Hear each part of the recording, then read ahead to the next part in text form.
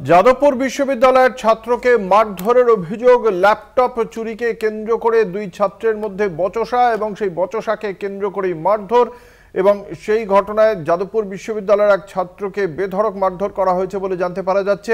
হোস্টেলের একই ঘরে থাকতেন দুই ছাত্র। ইতিমধ্যেই এই ঘটনাকে কেন্দ্র করে যথেষ্ট উত্তেজনা তৈরি হয়েছে।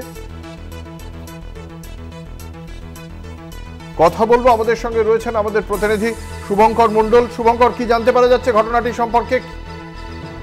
দেখো, কয়েকদিন আগে যাদবপুর বিশ্ববিদ্যালয়ের মেন হোস্টেলের একজন পড়ুয়া স্নাতকোত্তরের তার ল্যাপটপ চুরি যায় এবং তার সঙ্গে আরো এক সহপাঠী থাকতো। তার বিরুদ্ধে মূলত অভিযোগ ওঠে এবং তারপরেই বচসার আকার নেয় সেটি, হাতাহাতি এবং বাদানুবাদ।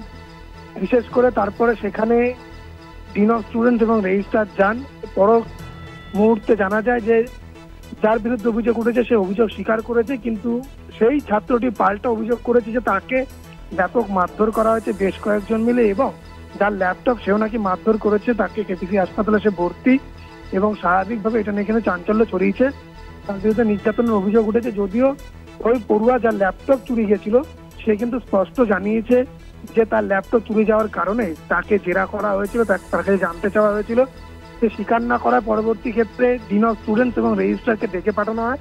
তারা যান মেন হোস্টেলে এবং তারপরেই কিন্তু এই বিষয়টি সামনে আসে। এখন গা ঢাকা দিতে বা বলা যেতে পারে নিজের দায় সেরে ফেলতেই এখন ওই পড়ুয়া হাসপাতালে ভর্তি হয়েছে এবং র্যাগিং বা নির্যাতনের অভিযোগ তুলছে। এখনো পর্যন্ত এই বিষয়ে যাদবপুর বিশ্ববিদ্যালয় কর্তৃপক্ষের কি বক্তব্য?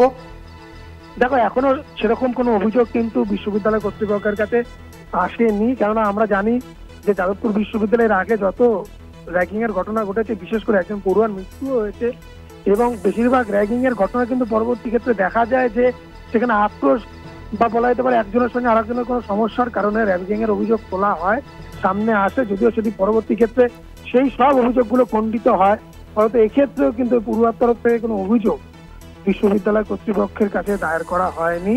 এখনো পর্যন্ত কোনো অফিসিয়াল অভিযোগও কিন্তু এই বিষয়টিতে হয়নি এখনো পর্যন্ত। এই যে ডিন অফ স্টুডেন্টস আর রেজিস্ট্রার গিয়েছিলেন, তারা এদের সঙ্গে কথা বলে তাদের কি মূল্যায়ন ঘটনা সম্পর্কে?